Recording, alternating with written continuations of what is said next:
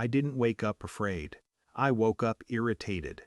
The fluorescent lights were too bright, and something in my skull throbbed with a dull, mechanical pulse, like construction behind a wall.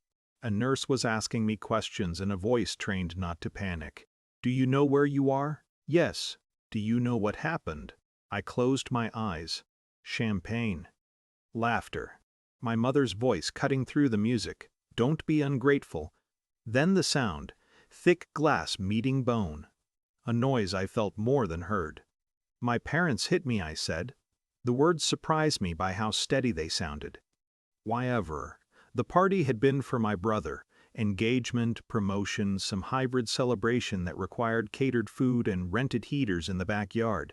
My parents moved through the guests like benefactors at a charity gala. They had already told people about my condo. 680,000, my father said to anyone who would listen. Our daughter did well. He always said, "our daughter," like a brand extension. It started casually. My mother pulled me aside near the patio doors. Her perfume was too sweet. "You know your brother and Marissa are looking at houses." "I know." "You have space, and no children." It wasn't framed as a request. It was framed as logic. "I'm not giving him my condo." The sentence didn't come out sharp, it came out like a boundary drawn with a pencil.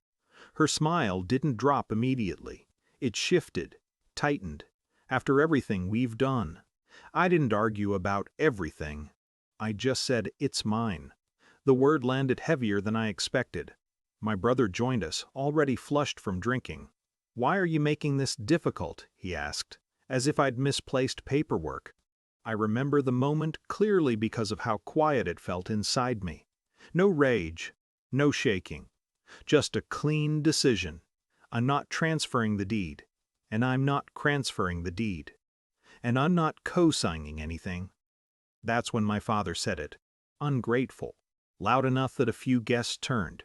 There's a specific humiliation to being corrected publicly by your parents as an adult. It pulls you backward in time. For a second, I felt 16 again. Then my brother laughed, not kindly, and reached for the champagne bottle from the outdoor table. I still don't know if he meant to scare me or make a point. I don't think he knows either. The bottle hit the side of my head. Not the base, the neck. It shattered anyway. There was a collective intake of breath from the guests. Someone dropped a fork. My mother said, "Oh my God," but it sounded annoyed, not frightened. I remember sitting down because the ground tilted. No one called it assault. They called it an accident. Until the ambulance came. In the hospital, a police officer stood near the foot of my bed, hands folded loosely. Neutral posture. Neutral face. "Did someone strike you with a bottle?" he asked. This was the line. I could say, "It got out of hand." I could say, "Family argument." I could say, "I don't want to press charges." Instead I said yes. He nodded once and wrote it down. That was the first shift. It wasn't dramatic. It was procedural. The calls started the next morning. My mother first. "You don't need to escalate this. Your brother's career." "I have a concussion," I said. Silence. Then, "We were celebrating him." As if that explained physics. My father left a voicemail. "Families don't involve police."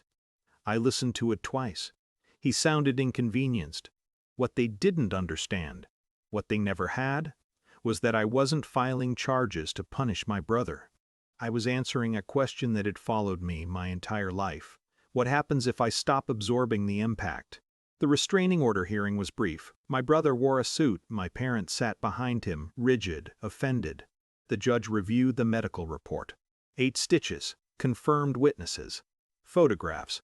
When the order was granted, the gavel didn't slam. It clicked. But it was unmistakable. My parents were served papers 2 days later at their office. Clients saw. Staff saw. That part traveled fast. The engagement party photos disappeared from social media. The professional consequences weren't immediate, but they were concrete.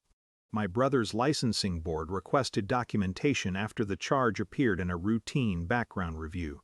His firm placed him on leave pending investigation. For the first time in our lives, his future wasn't something I was expected to subsidize. Extended family called me dramatic. Then, they stopped calling. Silence replaced correction. There was one final attempt at leverage. My parents invited me to meet with their attorney regarding family estate planning. I almost didn't go, but I did. They sat across from me at a polished conference table. My mother's eyes were swollen. Whether from crying or anger, I couldn't tell. If this goes further, my father said carefully, it affects inheritance. I placed a folder on the table. Hospital bills, police report, photographs, witness statements. A printed copy of the voicemail where he said families don't involve police. I didn't threaten, I didn't argue. I just said, I'm not asking you for anything, and I'm not afraid of losing something that comes with conditions. The attorney cleared his throat, professional, measured. It was the first room in my life where my parents didn't control the narrative. That was the second shift. I sold the condo 6 months later, not because I had to, because I wanted distance from the story attached to it.